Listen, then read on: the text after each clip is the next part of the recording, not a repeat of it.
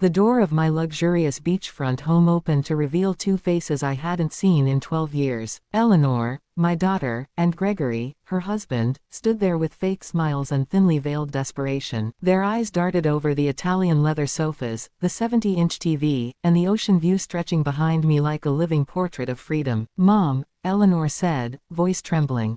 "We need to talk." 12 years. They had erased me from their lives as if I never existed. No calls, no Christmas invitations, no meeting my grandchildren.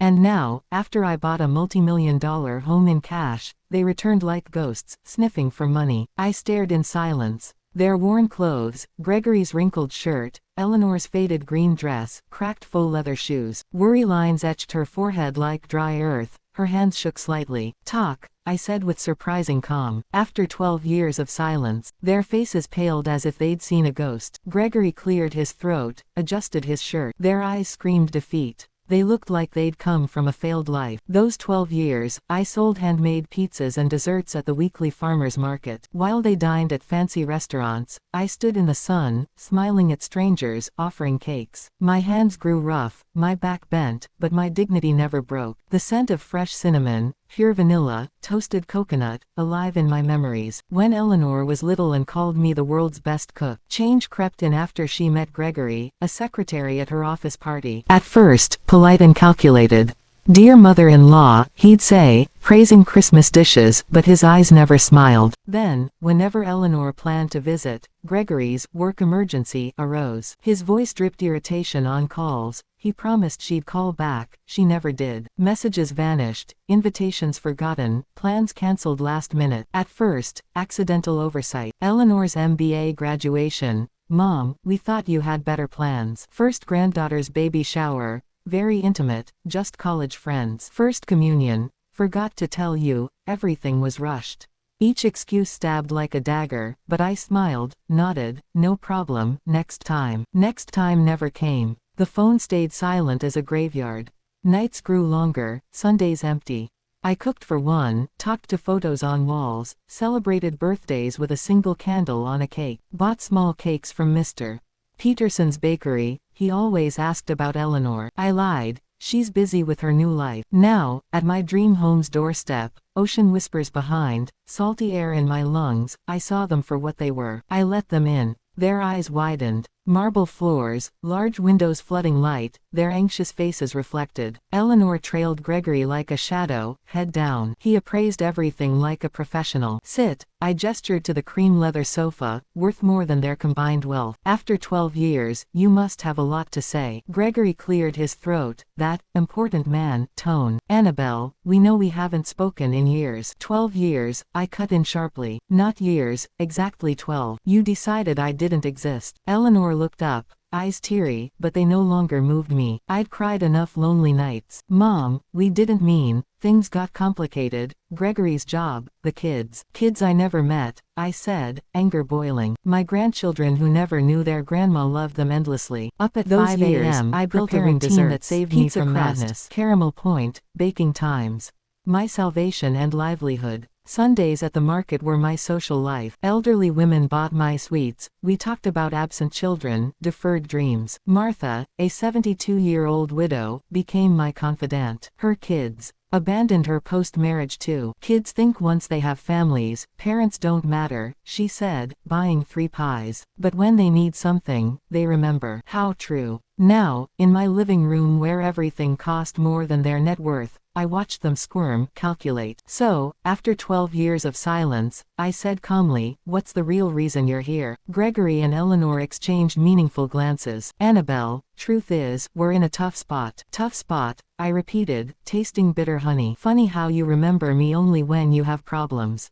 Gregory launched his prepared speech. "Construction company bankrupt, savings gone, house about to be foreclosed, Eleanor quit her job, we're living with my parents." Eleanor nodded. "Mom, the kids ask why they don't have their own rooms, why dad's angry, why mom cries at night." Good. I leaned back in my Italian leather chair. Now I'm useful. Now I'm family again. How convenient. I'd learned to read between their lines. Market women taught me, kids return when life hits hard, not for love, for convenience. "It's not like that, Mom," Eleanor protested. "We always loved you." Conditions. I stalked her. Where was I when your first son had pneumonia? When the second broke his leg, did you call? When your little girl had school troubles, did you ask grandma for advice? Each question struck like an arrow. We knew you had money troubles, Gregory muttered. Didn't want to burden you while you sold desserts to survive. His audacity stunned me. Not only had they discarded me for being poor, they admitted it openly. See, I said calmly, when I was poor, I wasn't worthy. But now that you know my new finances, I'm suddenly valuable. My financial revolution was beyond their imagination. 3 months ago, while making pizza, a lawyer called. Aunt Joan, in Los Angeles for 50 years, had died. She left me everything. LA home $1.5 million, bank accounts $500,000, investments $2 million. Overnight, I went from counting pennies to multi-millions. But most precious was her letter. Annabelle, I watched your life on social media. Your loneliness, family abandonment, daily struggles. This money is for you to live your final years like a queen, not a beggar. With the inheritance, I bought this Malibu beach house, where I wake to waves, breathe fresh air, free from toxic people. Mom, Eleanor stepped closer.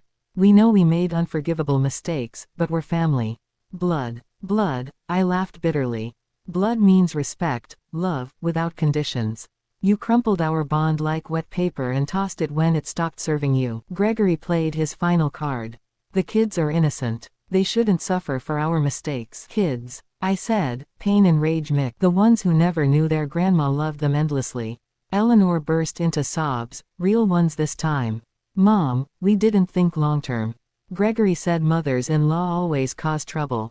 Gregory said, I echoed. And where was your voice, Eleanor?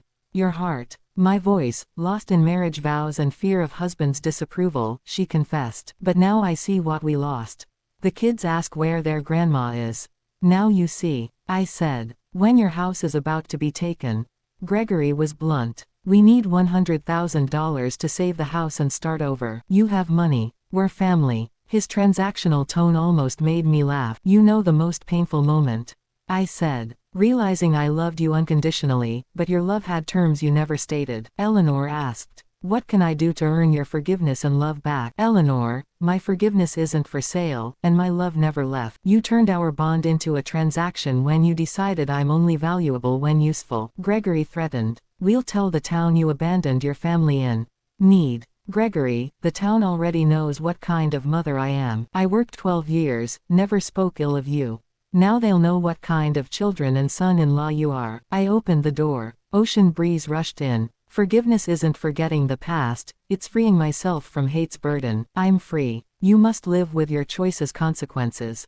They left. I closed the door, poured wine, sat on the terrace. Sunset painted gold and pink. Martha called. How'd it go? Just as we thought. Came for money, not love. And you? Free, Martha. Completely free. In coming days, the town supported me. 2 months later, Eleanor's message. Mom, I'm in therapy.